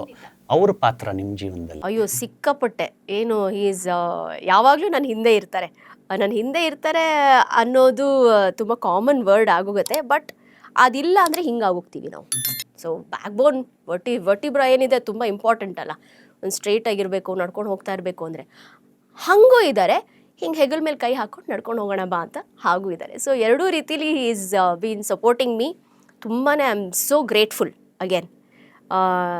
ಶ್ರೀಕಾಂತ್ ನನಗೆ ಸಿಕ್ಕಿದ್ದು ತುಂಬಾ ಗ್ರೇಟ್ಫುಲ್ ಅಂತ ಅನಿಸುತ್ತೆ. Because he has been there throughout. ಏನಂತಾರೆ, ಒಂದು ಹೆಣ್ಣು ಹುಟ್ಟಿದ ಮನೆಗಿಂತ ಹೋಗೋ ಮನೇಲೆ ಹೆಚ್ಚು ಕಾಲ ಜೀವನ ಮಾಡೋದು. ಸೊ ಹಾಗಾಗಿ ಅಲ್ಲಿ ಹೋದಾಗ ನನಗೆ ಎಷ್ಟೋ ಸಲ ನಮ್ಮಮ್ಮ ಹೇಳ್ತಾರೆ, ಸುಮಾರು ವರ್ಷಗಳ ಹಿಂದೆ ಹೇಳೋರು, ಅಯ್ಯೋ ಏನೇ ಬ್ಯಾಗ್ ತೊಗೊಂಬರ್ತೀಯಾ, ಇರ್ತೀನಿ ಒಂದೆರಡು ದಿವಸ ಅಮ್ಮ ಅಂತ ನೋಡಿದ್ರೆ ಸಂಜೆ ಅಷ್ಟೊತ್ತಿಗೆ ಮನೆಗೆ ಹೊಟ್ಟೋಗ್ತೀಯ ನೀನು ಅಂತ. ಅಂದರೆ ಒಂದು ತವರು ಮನೆಯನ್ನು ಮರೆಸುವಷ್ಟು ಶಕ್ತಿ ಈ ಗಂಡನ ಮನೇಲಿ ಇರುತ್ತಂತೆ. ಸೊ ಅದು ನಮಗೆ ಸಿಗಬೇಕು. ನಂಗದು ಸಿಕ್ಕಿದೆ. ನಿಮ್ಮಿಬ್ರನ್ನೂ ರಾಜಾರಾಣಿಯಲ್ಲಿ ನೋಡಿ ನಮಗೆ ತುಂಬಾ ಖುಷಿ ಆಯ್ತು. ಏನು ಆಕ್ಟಿಂಗ್ ಎಲ್ಲ ಸಿಕ್ಕಾಪಟ್ಟೆ ಹೇಳ್ಕೊಡ್ತಾ ಇದ್ರಿ, ಆ ಎಕ್ಸ್ಪೀರಿಯನ್ಸ್ ಹೇಳಿ. ಶ್ರೀಕಾಂತಿಗೆ ಏನೂ ಹೇಳ್ಕೊಡಕ್ ಸಾಧ್ಯ ಇಲ್ಲ. ಅದು ನೀವು ಬರೆದಿಟ್ಕೊಡಿ. ಹೇಳ್ಕೊಟ್ಟಿದ್ದು ಒಂದು ಅವ್ರು ಮಾಡಲ್ಲ, ಅವ್ರು ಮಾಡೋದೆಲ್ಲ ಅವ್ರ ಇಷ್ಟದ್ದೇ. ಸೊ ಏನಂದರೆ ಅವ್ರನ್ನ ಹಾಗೆ ಬಿಟ್ಬಿಡ್ಬೇಕು, ಅವ್ರ ನೇಚರ್ ಅದು. ಅದನ್ನು ಬಿಟ್ಟು ಇದನ್ನು ಮಾಡೋಕ್ಕೆ ಹೋಗ್ತೀನಿ, ಹಿಂಗಿರು ಹಂಗಿರು ಅಂತ ಹೋದಾಗ ಅದು ಸರಿ ಹೋಗೋದಿಲ್ಲ. ಸೊ ರಾಜಾರಾಣಿಲಿ ನೀವೇನು ನೋಡಿದ್ರಿ ಅವ್ರು ಹಾಗೆ ಇರೋದು. ಹೀ ಈಸ್ ವೆರಿ ಟಾಕೆಟಿವ್. ಸಿಕ್ಕಾಪಟ್ಟೆ ಮಾತಾಡ್ತಾರೆ, ಜೋವಿಯಲ್ ಆಗೋ ಮಾತಾಡ್ತಾರೆ. ತುಂಬ ಏನು ಜೀವನಕ್ಕೆ ಬೇಕಾಗಿರುವಂಥ ಮಾತುಗಳನ್ನು ಮಾತಾಡ್ತಾರೆ. ಎಲ್ಲವೂ ಗೊತ್ತಾಗೋದಿಲ್ಲ ನಿಮಗೆ, ಆ ಹ್ಯೂಮರ್ ಜೊತೆಗೆ ಹೋಗ್ಬಿಡತ್ತೆ ಎಷ್ಟೋ ವಿಚಾರಗಳು. ನಾನು ಅದಕ್ಕೆ ಹೇಳ್ತಾ ಇರ್ತೀನಿ, ನೀನು ಹೇಳೋವಾಗ ಎಷ್ಟೋ ವಿಷಯ ಹೇಳ್ತೀಯಾ, ಸುಮಾರು ಇಂಪಾರ್ಟೆಂಟ್ ಮಿಸ್ ಆಗೋಗುತ್ತೆ. ಬಿಕಾಸ್ ಮೇ ಬಿ ನೀನು ಹೇಳೋ ರೀತಿಯಲ್ಲಿ ಅದು ಕನ್ವರ್ಜ್ ಆಗೋಗಿ ಎಲ್ಲೋ ಮಿಸ್ ಆಗೋಗ್ತಾ ಇರುತ್ತೆ, ಅದೊಂಚೂರು ನೋಡ್ಕೊ ಅಂತ ಹೇಳ್ತಾ ಇರ್ತೀನಿ. But he is very natural, he is very honest. ಅವರಾಗಿರ್ತಾರೆ. ನಮ್ಮ ಮನೇಲಿ ಏನಂದರೆ ನೋಡಿ, that is one important thing. I think ಪ್ರತಿಯೊಬ್ಬರು ಅವರಾಗೆ ಇರಬೇಕು. ಆವಾಗಲೇ ಯು ವಿಲ್ ಬಿ ಹ್ಯಾಪಿ. ನಿಮ್ಮ ಜೊತೆಗಿರೋರು ಖುಷಿಯಾಗಿರ್ತಾರೆ, ಎಲ್ಲವೂ ಖುಷಿಯಾಗಿರುತ್ತೆ. ನಾವು ನಮ್ಮ ರೂಟ್ಸ್ಗಳನ್ನ ಆದಷ್ಟು ಬೇಗ ಮರೆತು ಬಿಡ್ತೀವಿ, ನಾವೆಲ್ಲಿಂದ ಬಂದಿದ್ದೀವಿ ಅಂತ. ಅದನ್ನು ಮರೀದೇ ಇದ್ದರೆ ಕೂಡ ಕೆಲವೊಂದು ಎಸೆನ್ಸ್ಗಳು ಸಿಗ್ತಾ ಹೋಗುತ್ತೆ ಮುಂದೆ ನಾವೇನು ಮಾಡಬೇಕು ಅಂತ. ನೀವು ಓದ್ತೀರಾ? ಓದೋದೊಂದು ಜರ್ನಿ ಅಂದ್ಕೊಂಡ್ರೆ ನನಗೆ ಆ ಜರ್ನಿಲಿ ಇರಬೇಕು ಅಂತ ತುಂಬ ಆಸೆ ಇದೆ. ಸೊ ನಾನು ಶುರು ಮಾಡ್ಕೊಂಡಿದ್ದೀನಿ ಈಗ ಓದಬೇಕು. ಆ ಓದೋವಾಗ ನನಗೆ ಗೊತ್ತಿರಲಿಲ್ಲ, ಸುಮಾರು ಜನ ಹೇಳೋರು ಓದೋದ್ರಿಂದ ಎಷ್ಟೊಂದು ವಿಷಯ ಕಲಿತೀವಿ ಅಂತ. ಎಸ್, ಏನಂದರೆ ನಾವು ನಮ್ಮ ಥಾಟ್ ಪ್ರೋಸೆಸ್ ಏನಿರುತ್ತೆ ಅದು ನಿಮಗೆ ಗೊತ್ತಿಲ್ಲದ ಹಾಗೆ ಅದೆಲ್ಲೋ ವರ್ಕ್ ಆಗ್ತಾ ಹೋಗುತ್ತೆ ನಿಮಗೆ. ಸೊ ನಾನು ಕೆಲವೊಂದು ಟೈಮಲ್ಲಿ ಒಂದು ಫೇಸ್ ಇತ್ತು, ದಿನ ಓದ್ತಾ ಇದ್ದೆ, ಒಂದು ಅರ್ಧ ಪೇಜ್ ಆದರೂ ನಾನು ಓದಲೇಬೇಕು ಹಾಗೆ. ಸೊ ಈಗ ಆಫ್ ಲೇಟ್ ಸ್ವಲ್ಪ ಓದೋದು ಒಂಚೂರು ಕಮ್ಮಿ ಆಗ್ಬಿಟ್ಟಿದೆ. ನನಗೆ ಅದು ಬೇಜಾರಾಗ್ತಾ ಇದೆ. ನಾನು ರೆಗ್ಯುಲರ್ ತುಂಬ ಏನೋ ಕತೆಗಳು ಓದ್ಕೊಂಬಂದಿದ್ದೀನಿ, ನಾವೆಲ್ಸ್ ಓದ್ಕೊಂಬಂದಿದ್ದೀನಿ. ನೀವು ಇವ್ರ ಬಗ್ಗೆ ಕೇಳಿದ್ರೆ ನಮ್ಗೆ ಏನೂ ಗೊತ್ತಿರಲ್ಲ, ಇನ್ನೊಬ್ರು ಯಾರೋ ಕವಿ ಬಗ್ಗೆ ಕೇಳಿದ್ರೆ ನಂಗೆ ಏನೂ ಗೊತ್ತಿರಲ್ಲ. ಅಂಥದ್ರಲ್ಲಿ ನಾನು ಓದ್ಕೊಂಬಂದಿಲ್ಲ. ಬಟ್ ಜಸ್ಟ್ ಏನು ಸಿಗುತ್ತೋ ನಾನು ಅದನ್ನು ಐ ಜಸ್ಟ್ ರೀಡ್. ಸೊ ಈಗ ಮತ್ತೆ I want to resume reading. ನಂಗೆ ತುಂಬಾ ಇಷ್ಟ ಇದೆ, ಓದಬೇಕು, ಅದರಿಂದ ಏನು ಪಡ್ಕೊಳಕ್ಕೆ ಸಾಧ್ಯನೋ ಪಡ್ಕೋಬೇಕು. ಆ್ಯಂಡ್ ಅಫ್ಕೋರ್ಸ್ ಗೊತ್ತಿಲ್ಲದೇ ನೀವು ಅದನ್ನು ಏನು ಇಂಪ್ಲಿಮೆಂಟ್ ಮಾಡ್ತೀರಾ, you will not know. I think ಜನರ ಜೊತೆ ಮಾತಾಡುವಾಗ ಅಥವಾ ನಿಮ್ಮ ಜೀವನದಲ್ಲಿ ಏನೋ ಒಂದು ಪರಿಸ್ಥಿತಿ ಬಂದಾಗ I think it definitely helps you. Commonly ಸೀರಿಯಲಲ್ಲಿ ಕೆಲಸ ಮಾಡೋರು ಅವ್ರ ಕೆಲಸನೇ ನೋಡ್ಕೊಳಕ್ಕೆ ಟೈಮ್ ಸಿಗಲ್ಲ, ಅಥವಾ ನೋಡಿರಲ್ಲ, ಮಿಸ್ ಆಗಿರುತ್ತೆ ಒಂದೊಂದು ಸಲ, ಎಲ್ಲೋ ಬೇರೆ ಕಡೆ ಇರ್ತಾರೆ. ನೀವು ನಿಮ್ಮ ವರ್ಕನ್ನು ನೋಡ್ತಾ ಬಂದರೆ ನನ್ನ ಜೀವನದ 3 ಬೆಸ್ಟ್ ಸೀರಿಯಲ್ಗಳಪ್ಪ ಇದು ಅಂತ ಸುಮ್ಮನೆ ಕೂತ್ಕೊಂಡು ಯೋಚನೆ ಮಾಡುವಾಗ ಏನು ಮೆಮೊರಿ ಓಪನ್ ಆಗುತ್ತೆ? ನನಗೆ ಇದು ಮಿಂಚು ಕಾತ್ಯಾಯಿನಿ ರೋಲ್, ಆಮೇಲೆ ಮೌನರಾಗ ಪಿ ಶೇಷಾದ್ರಿ ಅವ್ರದ್ದು, ಪುಟ್ಟಗೌರಿ ಮದುವೆ ರಾಮ್ಜಿ ಅವ್ರದ್ದು. ಆಫ್ಕೋರ್ಸ್ ಐ ಥಿಂಕ್ ಇದು ನನಗೆ ತುಂಬ ಹೆಸರನ್ನು ತಂದುಕೊಡ್ತು. ಒಂದು ಮಿಂಚು ಪಾತ್ರ, ನಾನು ಹೇಳ್ತೀನಲ್ಲ, ಯಾವುದೇ ಆದ್ರೂ ಪಾತ್ರ ಅನ್ನೋದೇ ತುಂಬ ಮುಖ್ಯ ಆಗೋದು. ಈಗ ಆ ಮಿಂಚು ಸೀರಿಯಲಲ್ಲಿ ನನಗೆ ಆ ಪಾತ್ರ ಬಿಟ್ಟು ಬೇರೆ ಪಾತ್ರ ನನಗೆ ಸಿಕ್ಕಿದ್ರೆ ಪ್ರಾಬಬ್ಲಿ ಆ ಮನ್ನಣೆ ಸಿಗ್ತಿರ್ಲಿಲ್ವೋ ಏನೋ. So I am always grateful to the work that comes to me. ಅದು ಯಾಕಂದರೆ ಅದು ಬಂದಿದೆ, ನನ್ನನ್ನು ಹುಡ್ಕೊಂಡು ಬಂದಿದೆ, ನನ್ನನ್ನು ಆಯ್ಕೆ ಮಾಡ್ಕೊಂಡಿದೆ ಅಂದಾಗ I have to surrender to it, I have to accept it, ಅಷ್ಟೇ. ನೀವು 3 ಸೀರಿಯಲ್ಗಳ ಹೆಸರು ಹೇಳಿದ್ರಿ. ದೊಡ್ಡ ದೊಡ್ಡ ಡೈರೆಕ್ಟರ್ಗಳ ಹತ್ರ ಕೆಲಸ ಮಾಡೋವಾಗ ನಮಗೊಂದು ಕಲಿಕೆಯ ಪ್ರಕ್ರಿಯೆ ಅದು. ಏನೋ ಒಂದು ಸಿಗ್ತಾ ಹೋಗುತ್ತೆ, ನೋಯಿಂಗ್ಲಿ ಅನ್ನೋಯಿಂಗ್ಲಿ ಏನೋ ಒಂದು ಪಾಠ ನಾವು ಕಲ್ತಿರ್ತೀವಿ. ನಿಮ್ಮ ಜೀವನದಲ್ಲಿ ಏನಾದರೂ ಪಾಠ ಕಲ್ತ್ರಾ, ಅಥವಾ ಯಾವುದಾದ್ರೂ ಒಂದು ಅಡ್ವೈಸು ತುಂಬ ಪ್ರಭಾವ ಬೀರ್ತಾ ನಿಮ್ಮ ಮೇಲೆ? ಲರ್ನಿಂಗ್ ಅನ್ನೋದು it is an on going thing ಪ್ರತಿಯೊಬ್ಬರಿಗೂ, ನಾಟ್ ಜಸ್ಟ್ ಆರ್ಟಿಸ್ಟ್ ಅಂತ ಅಲ್ಲ, ಎವ್ರಿ ಹ್ಯೂಮನ್ ಬೀಯಿಂಗ್. ಸೊ ಕಲಿಕೆ ಅನ್ನೋದು ಯಾವತ್ತೂ ನಿಲ್ಲಬಾರ್ದು ನನ್ನ ಪ್ರಕಾರ. You should be an eternal student in ಲೈಫಿಗೆ ಒಂದು ಸ್ಟೂಡೆಂಟ್ ಆಗಿರಬೇಕು. ಅಂಥದ್ರಲ್ಲಿ ನೀವು ಮಾಡೋ ಕೆಲಸದಲ್ಲಂತೂ you should always be student. ನೀವೇನಾದರೂ ನನಗೆ ಗೊತ್ತು ಅಂತ ಅಂದ್ಕೊಂಡು ಹೋದ್ರೋ ಚೊಂಬೆ ಅವತ್ತು ಆ ಥರನೇ. ಸೊ ಹಾಗೆ ಐ ಥಿಂಕ್ ನಾನು ಮಾಡಿದಂಥ ಎಲ್ಲ ಪಾತ್ರಗಳಲ್ಲೂ ಆ ಪಾತ್ರದಿಂದ ನಿರ್ದೇಶಕರು ನನಗೆ ನೀಡ್ತಾ ಇದ್ದಂತಹ ಗೈಡೆನ್ಸ್ ಇದೆಯಲ್ಲ, I think that has really helped me. Of course unfortunately ಇವಾಗಿನ ಪಾತ್ರಗಳಲ್ಲಿ ನಾನು ಹೇಳ್ದ ಹಾಗೆ ಮತ್ತೆ ಮತ್ತೆ ಅದನ್ನೇ ಹೇಳ್ತಾ ಇದ್ದೀನಿ, ಐ ಥಿಂಕ್ ಮುಗಿಸೋದಕ್ಕೆ ನೋಡ್ತಾರೆ, ಅವತ್ತಿನ ಕೆಲಸ ಮುಗಿಬೇಕು ಅನ್ನೋದನ್ನೇ ನೋಡ್ತಾರೆ. So that is the most hurting point ಒಂದು ಕಲಾವಿದರಿಗೆ. ಸೊ ನಾವು ಮಾಡಬೇಕಾದ್ರೆ ನಾವೇನು ಮಾಡ್ತಾಯಿದ್ದೀವಿ, ಹೇಗೆ ಮಾಡ್ತಾಯಿದ್ದೀವಿ, ಒಂದು ಪಾತ್ರ ಹೀಗೆ ಯೋಚನೆ ಮಾಡತ್ತೆ ಅಂತಂದಾಗ, ಇವಾಗ ನಿನ್ನ ಮಗಳಿಗೆ ಯಾರೋ ಅಲ್ಲಿ ಹಿಂಗೆ ಹಿಡ್ಕೊಂಡು ಜಗ್ಗಾಡ್ತಾ ಇದ್ದಾರೆ, ಏನೋ ಮಾಡ್ತಾ ಇದ್ದಾರೆ ಅಂದಾಗ, ತಾಯಿ ಎಂಥ ಬಡವಳೆ ಆಗಿರ್ಬೋದು, ಅವ್ರು ಎಂಥ ಶ್ರೀಮಂತರೇ ಆಗಿರ್ಬೋದು, ನೀವು ಹೋಗಿ ತಡಿತೀರಾ. ಅದು ಬಿಟ್ಟು ನಾನು ಸುಮ್ಮನೆ ನಿಂತ್ಕೊಂಡು ಅಳ್ತಾ ಇದ್ದೀನಿ ಅಂದರೆ ಆ ಪಾತ್ರಕ್ಕೆ ನೀವೇನು ಹೇಳ್ತಾ ಇದ್ದೀರಾ, ಜಗತ್ತಿಗೆ ಏನು ಹೇಳ್ತಾ ಇದ್ದೀರಾ, ಸೊಸೈಟಿಗೆ? ನಿನ್ನ ಮಗಳ ಜೊತೆ ಹೀಗೆ ನಡೀತಾ ಇದ್ರು ನೀನು ಸುಮ್ಮನೆ ಇರಬೇಕು ಅನ್ನೋದನ್ನು ನೀನು ಹೇಳ್ತಾ ಇದೆಯಾ, ಅದು ತಪ್ಪು. ಸೊ ಐ ಥಿಂಕ್ ಎಷ್ಟೋ ಕಡೆ ನಾನು ಈ ಥರ ಪ್ರಶ್ನೆ ಮಾಡ್ತೀನಿ, ಪ್ರಶ್ನೆ ಮಾಡಿದಾಗ ಅದಕ್ಕೆ ಉತ್ತರ ಸಿಗೋದಿಲ್ಲ. ಸೊ ಅವಾಗ ಗೊತ್ತಾಗುತ್ತೆ, ಓ ಇವರು ಜಸ್ಟ್ ಸೀನ್ ಮುಗ್ಸಕ್ಕೆ ಹೋಗ್ತಾ ಇದ್ದಾರೆ, ಸೀನ್ ಮುಗಿಸ್ಬೇಕು, ಆವತ್ತಿನ ಕೆಲಸ ಮುಗಿಸ್ಬೇಕು ಅಷ್ಟೇ. ನನ್ನ ನೋಟಿಸಿಗೆ ಬಂದಿರೋದು ಅವತ್ತಿನ ಕೆಲಸ ಮುಗಿಸ್ಬೇಕು, ಡ್ಯೂರೇಷನ್ ಮುಗಿಸ್ಬೇಕು, ಎಪಿಸೋಡ್ ಮುಗಿಸ್ಬೇಕು, ಕಳಿಸ್ಬೇಕು ಅಷ್ಟೇ ಇಸ್ ಮೈ ಅಬ್ಸರ್ವೇಷನ್ ಇವಾಗಿನ. ಸೀರಿಯಲ್ಲು, ಸಿನಿಮಾ ಇಂಡಸ್ಟ್ರಿಯಲ್ಲಿ ಕೆಲವು ಮಂದಿ ವಿತೌಟ್ ಫಿಲ್ಟರ್ ಮಾತಾಡ್ತಾರೆ. ನೀವು ಒಂದು ಪಾಯಿಂಟ್ ಆಫ್ ಟೈಮಲ್ಲಿ ಮಹಿಳಾ ಸಬಲೀಕರಣದ ಬಗ್ಗೆ ಮಾತಾಡ್ತೀರಾ. ಅಂದರೆ ಒಬ್ಬ ಹೆಣ್ಣು ಹೇಗಿರಬೇಕು ಅಂತ. ನಾವು ಕೆಲಸದಲ್ಲಿ ಸಿಗ್ತಾ ಇರ್ತೀವಿ, ಕೆಲಸ ಮಾಡ್ತೀವಿ, ಹೋಗ್ತೀವಿ, ಅದೆಲ್ಲ ಕಾಮನ್ನು. ಆದರೆ ನಮ್ಮ ಮನಸ್ಸು ಒಳಗಡೆ ಕೂಡ ನಾವು ಹೆಣ್ಣನ್ನು ಹೇಗೆ ಕಾಪಾಡ್ಕೊಳ್ಳೋದು ಅಂತ ಕೂಡ ಒಂದು ಕಡೆ ಮಾತಾಡಿದ್ರಿ ನೀವು. ಹೆಣ್ಣಾಗಿ ಈಗಿನ ಹೆಣ್ಣು ಮಕ್ಕಳಿಗೆ ಏನು ಹೇಳ್ತೀರಾ ನೀವು? ಏನು ಗೊತ್ತಾ, you should just be yourself ಅಷ್ಟೇ. ನಾನು ಹೇಳೋದೇನೆಂದರೆ, ನಾನು ಚಿಕ್ಕವಳಾಗಿದ್ದಾಗ ನಮ್ಮಮ್ಮ ಎಲ್ಲ ಕಡೆ ಬರೋರು, ಶಿ ವುಡ್ ಅಕಂಪನಿ ಮೀ. ಅದು ನಿಮಗೆ ಗೊತ್ತಿಲ್ಲ ಎಷ್ಟರ ಮಟ್ಟಿಗೆ ಅದು ನಿಮ್ಮ ಮೇಲೆ ಪ್ರಭಾವ ಬೀರುತ್ತೆ. ನಿಮ್ಮ ಮೇಲ್ಗಿಂತ ನಿಮ್ಮ ಸುತ್ತಮುತ್ತ ಇರ್ತಾರಲ್ಲ ಜನ, ಅವರು ನಿಮ್ಮನ್ನು ಮಾತಾಡಿಸೋ ರೀತಿ, ನಿಮ್ಮನ್ನು ಅಪ್ರೋಚ್ ಮಾಡೋ ರೀತಿನೇ ಕಂಪ್ಲೀಟ್ಲಿ ಡಿಫ್ರೆಂಟ್ ಆಗಿರುತ್ತೆ. ಸೊ ಇವತ್ತಿಗೂ ಓಕೆ, ಇವಾಗ ಯಾರೋ ಒಬ್ಬರು ಆರ್ಟಿಸ್ಟಿಗೆ ಅವ್ರನ್ನ ಈ ಥರ ನೋಡ್ಕೋತಾ ಇದ್ದಾರೆ ಅಂದರೆ ಅವ್ರು ಮುಂಚೆಯಿಂದನೂ ಹೇಗೆ ನಡ್ಕೊಂಬಂದಿರ್ತಾರೆ ಅನ್ನೋದು ತುಂಬ ಮುಖ್ಯ ಆಗುತ್ತೆ. ಸೊ ಐ ಥಿಂಕ್ ನಾವು ಹೇಗಿರ್ತೀವಿ ಬೇರೆಯವ್ರ ಜೊತೆ, ನಾವು ಹೇಗೆ ಕಂಡಕ್ಟ್ ಮಾಡ್ಕೋತೀವಿ ನಮ್ಮನ್ನು ಕೆಲಸದಲ್ಲಿ ಅನ್ನೋದು ತುಂಬಾ ಮುಖ್ಯ. ಎಸ್, ಆನ್ ಸ್ಕ್ರೀನ್ಗಿಂತ ಆಫ್ ಸ್ಕ್ರೀನ್ ಕೂಡ ತುಂಬಾ ಮುಖ್ಯ ಆಗುತ್ತೆ. ನಿಮಗೆ ತುಂಬ ಜನ ಸಿಕ್ಕಾಗ ಹೇಳಿರ್ಬೋದು, ಒಂದು ಕಾಮನ್ ಕಾಂಪ್ಲಿಮೆಂಟು, ನೀವು ಸ್ವಲ್ಪ ಬೇಗ ಬರಬೇಕಾಗಿತ್ತು ಇಂಡಸ್ಟ್ರಿಗೆ, ನೀವು ಹೀರೋಯಿನ್ ಆಗ್ಬೋದಾಗಿತ್ತು ಅಂತ. ಅತ್ತೆ ಅಮ್ಮನಾಗಿ, ಅಕ್ಕನಾಗಿ, ಬೇರೆ ಬೇರೆ ಪಾತ್ರಗಳಲ್ಲೆಲ್ಲ ಪ್ರೀತಿ ಗಳಿಸೋದು ಒಂದು ಕಡೆ, ಆದರೆ ನಾಯಕಿ ಅನ್ನುವಂತಹ ಒಂದು ಜಗತ್ತು ಬೇರೆ. ಅದನ್ನು ಯಾವತ್ತಾದ್ರೂ ಯೋಚನೆ ಮಾಡಿದ್ರೆ? ಅಯ್ಯೋ, ತುಂಬ ಸಲ ಯೋಚನೆ ಮಾಡಿದ್ದೀನಿ, ಗೊತ್ತಿಲ್ಲ. ಐ ಥಿಂಕ್ ಕತೆಗಳು ಮಾಡಿದ್ರೆ ಇವಾಗಲೂ ಮಾಡಬಹುದು, ಏನು ಫೀಮೇಲ್ ಓರಿಯೆಂಟೆಡ್ ಇದ್ದಾಗ. ಬಟ್ ಗೊತ್ತಿಲ್ಲ ಯಾಕೆ ನಾವು ಅವ್ರ ತಲೆಗೆ ಬರೋದಿಲ್ಲ ಅನ್ನೋದು ನನಗೂ ಗೊತ್ತಿಲ್ಲ ಯಾಕೆ ಅಂತ. Of course I am always open for it. In fact ನೀವು ಹೇಳಿದ್ರಲ್ಲ ಯಾವ ಥರ ಪಾತ್ರ ಮಾಡಬೇಕು ಅಂದರೆ, ನಾನು ಆ ಥರ ಪಾತ್ರ ಮಾಡಬೇಕು ಅಂತ ಹಂಬಲಿಸ್ತಾ ಇದ್ದೀನಿ. ಎಸ್, ಆ ಥರದೊಂದು ಫೀಮೇಲ್ ಸೆಂಟ್ರಿಕ್ ಅನ್ನೋದಕ್ಕಿಂತ ಸ್ಟೋರಿ ಸೆಂಟ್ರಿಕ್, ವೇರ್ ಒಂದು ಮುಖ್ಯವಾದ ಪಾತ್ರ ಇದೆ. ಆ ಪಾತ್ರ ತುಂಬ ಸ್ಟೋರಿಗೆ ವ್ಯಾಲ್ಯೂ ಆ್ಯಡ್ ಮಾಡ್ತಾ ಇದೆ. ಅದನ್ನು ನಾನು ಕಾಯ್ತಾ ಇದ್ದೀನಿ. KGF ಬಂತು, ಕಾಂತಾರ ಬಂತು, ಬೇರೆ ಬೇರೆ ಸಿನಿಮಾಗಳು ದೊಡ್ಡ ಲಾರ್ಜ್ ಸ್ಕೇಲ್ನಲ್ಲಿ ತಯಾರಾಗ್ತಾ ಇದೆ. ನಿಮಗೇನನ್ಸುತ್ತೆ ಮುಂದಿನ ವರ್ಷಗಳು ಹೇಗಿರ್ಬೋದು ಚಿತ್ರರಂಗಕ್ಕೆ ಅಂತ? ನನಗನ್ಸೋದು I think definitely good days are coming by ಅಂತ ಅನ್ಸುತ್ತೆ. ಬಿಕಾಸ್ ಜನರು ಮತ್ತೆ ಥಿಯೇಟ್ರಿಗೆ ಹೋಗೋದನ್ನು ಅಭ್ಯಾಸ ಮಾಡ್ಕೋತಾ ಇದ್ದಾರೆ. Probably they will come back. ನಾನು ಐ ಆಲ್ವೇಸ್ ಹಾಗೆ ಯೋಚನೆ ಮಾಡ್ತೀನಿ, ಜನ ಬರ್ತಾ ಇದ್ದಾರೆ ಥಿಯೇಟ್ರಿಗೆ, ಕೂತ್ಕೊಂಡು ನೋಡ್ತಾ ಇದ್ದಾರೆ, ಮುಂಚೆ ಹೆಂಗಿತ್ತು ಹಾಗೆ ನೋಡ್ತಾ ಇದ್ದಾರೆ ಅನ್ನೋದೇ ನನಗೆ ಇದು.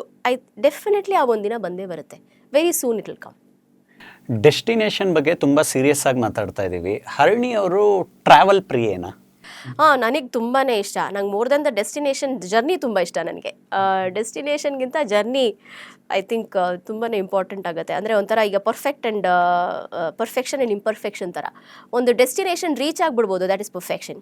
Imperfection is the journey. ಪ್ರತಿಯೊಬ್ಬರಿಗೂ ಒಂದೊಂದು ಅನುಭವ ಆಗುತ್ತಲ್ಲ ಆ ಜರ್ನಿಲಿ, ಅದು ನಿಮಗೆ ಮಾತ್ರ, ನಿಮ್ಮ ಅನುಭವ ನಿಮಗೆ ಮಾತ್ರನೇ, ನಿಮ್ಮ ಅನುಭವ ಬೇರೆಯವ್ರಿಗೆ ಆಗೋದಿಲ್ಲ. So I believe in imperfection. I love imperfection more than being perfect. So I think journey ತುಂಬ ಇಷ್ಟ ಆಗುತ್ತೆ. ಅಲ್ಲಿ ಡೆಸ್ಟಿನೇಷನ್ ರೀಚ್ ಆದಮೇಲೂ ಆಫ್ಕೋರ್ಸ್ ಸಾಕಷ್ಟು ಮಾಡ್ಬೋದು. I think I love the journey. ಈ ಹರಟೆಯಲ್ಲಿ ತುಂಬ ವಿಷಯಗಳನ್ನು ಹಂಚ್ಕೊಂಡ್ರಿ ನೀವು. ಹರಟೆ ಅನ್ನೋದಕ್ಕಿಂತ ಇಂಟರ್ವ್ಯೂ ಆಗಿರಲಿಲ್ಲ ಇದು. ತುಂಬ ವಿಷಯಗಳನ್ನ ನೀವು ಒಳಗಡೆಯಿಂದ ಮಾತಾಡುವಾಗ ನಿಮಗೆ ಗೊತ್ತಾಗುತ್ತೆ ಕೆಲವು ಹೊಸ ವಿಷಯಗಳು. ಕೊನೆಯದಾಗಿ ಒಂದು ಪ್ರಶ್ನೆ ಬಂದೇ ಬರುತ್ತೆ ಯಾವಾಗಲೂ ಕೂಡ, ಒಬ್ಬ ಕಲಾವಿದನ ಲೈಫಲ್ಲಿ ಪಡೆದಿದ್ದೆಷ್ಟು, ಕಳ್ಕೊಂಡಿದ್ದೆಷ್ಟು ಅಂತ. ಇದ್ರ ಬಗ್ಗೆ ಏನು ಹೇಳ್ತೀರಾ ನೀವು? ಪಡೆದಿದ್ದು ಐ ಥಿಂಕ್ ಒಬ್ಬ ಹ್ಯೂಮನ್ ಬೀಯಿಂಗ್ ಆಗಿ ಇವಾಲ್ವ್ ಆಗ್ತಾ ಇದ್ದೀನಿ. ಅದು ನಾನು ಪಡ್ಕೊಂಡಿದ್ದು. ಅಂದರೆ ಲಾಸ್ ಅನ್ನೋದಕ್ಕಿಂತ ಇನ್ನು ಗಳಿಸಬೇಕಾಗಿರೋದು ಅನ್ನೋ ಥರ ಯೋಚನೆ ಮಾಡ್ತೀನಿ ನಾನು. I don't want to say I have not got this ಅಂತ ಹೇಳಲ್ಲ. ಇದು ಸಿಕ್ಕಿದೆ, ಸಿಗಬೇಕಾಗಿರೋದು ಇನ್ನೂ ಇದೆ ಅನ್ನೋ ಥರ ನಾನು ಯೋಚನೆ ಮಾಡ್ತೀನಿ. So that's how I would like to say. ನಿಮ್ಮ ಹತ್ರ ಯಾವಾಗ ಮಾತಾಡಿದ್ರು ಹೀಗೆ ಲೈವ್ಲಿಯಾದ ಮಾತುಕತೆಯಲ್ಲಿ ನಾವು ಕೂಡ ಕಳೆದು ಹೋಗ್ತೀವಿ. ನನಗೆ ಸುಮಾರು ಕಡೆ ಸಿಕ್ಕಾಗಲೂ ಕೂಡ ನಿಮ್ಮಿಂದ ಇದೇ ಎಸೆನ್ಸ್ಗಳು ಬಂದಿರೋದು. ಅಂದರೆ ಬಂದಿದ್ದನ್ನು ಹೇಗೆ ಸ್ವೀಕರಿಸ್ಬೇಕು ನಾವು ಜೀವನದಲ್ಲಿ ಅಂತ. ವರಿಗಳೆಲ್ಲರಿಗೂ ಇರುತ್ತೆ, ಆದರೆ ಅದನ್ನು ಫೇಸ್ ಮಾಡೋದು ತುಂಬ ಮುಖ್ಯವಾದ ವಿಚಾರ ಜೀವನದಲ್ಲಿ. ಹೀಗೆ ಯಾವಾಗಲೂ ಬ್ಯುಸಿಯಾಗಿರಿ, ಫೋನ್ಗಳು ಎತ್ತಾ ಇರಿ, ಇಂಟರ್ವ್ಯೂಸ್ ಕೊಡ್ತಾ ಇರಿ. ನೀವು ತಪ್ಪು ಪ್ರಾಪಗಂಡ ಮಾಡ್ತಾ ಇದ್ದೀರಾ. ನಾನು ಫೋನ್ ಯಾವಾಗಲೂ ತೆಗಿತೀನಿ. I always even call back, ಆಗ್ಲಿಲ್ಲ ಅಂದ್ರೂ. ಬ್ಯುಸಿಯಾಗಿರಿ, ಹೀಗೆ ಸಿಗ್ತಾ ಇರೋಣ. Yes, ಮಾತುಕತೆ ವಿಚಾರಗಳು ಯಾವಾಗಲೂ ಜಾರಿಯಲ್ಲಿರಲಿ. Thank you so much for your time. Thank you Karthik, ತುಂಬ ಖುಷಿ ಆಯಿತು ಮಾತಾಡಿ. Thank you. ನೋಡೋದ್ರಲ್ಲ ವೀಕ್ಷಕರೇ, ಹರಿಣಿ ಶ್ರೀಕಾಂತ್ ಅವರ ಮಾತುಗಳಲ್ಲಿ ನಮಗೆ ಕೇಳಿದಂತಹ ಒಂದು message, positivity is the key. Risk ತಗೊಳ್ಳೋದಕ್ಕೆ ಯಾವಾಗಲೂ ಜೀವನದಲ್ಲಿ ರೆಡಿಯಾಗಿರಬೇಕು ಅಂತ. ಬಹುಶಃ ನಾವು ಯಾವುದೋ ಸಾಧನೆಯ ದಾರಿಗೆ ಹೋಗುವಾಗ ಈ ಮಾತುಗಳು ಕೆಲಸಕ್ಕೆ ಬರುತ್ತೆ ಅನ್ನುವಂಥ ಒಂದು ಅಭಿಪ್ರಾಯದ ಜೊತೆಗೇನೆ ನಾನು ಈ ಕಾರ್ಯಕ್ರಮವನ್ನು ಮುಗಿಸ್ಕೊಡ್ತಾ ಇದ್ದೀನಿ. ನಿಖರವಾದ ಪ್ರಖರವಾದ ಸುದ್ದಿಗಾಗಿ ನೋಡ್ತಾ ಇರಿ ಕರ್ನಾಟಕ ನ್ಯೂಸ್ ಬೀಟ್. ನ್ಯಾಯ ನಮ್ಮೊಂದಿಗೆ, ನಾವು ನಿಮ್ಮೊಂದಿಗೆ. ನಮಸ್ಕಾರ. ಕರ್ನಾಟಕ ನ್ಯೂಸ್ ಬೀಟ್ ಫಾಲೋ ಮಾಡಿ, ಸಬ್ಸ್ಕ್ರೈಬ್ ಮಾಡಿ.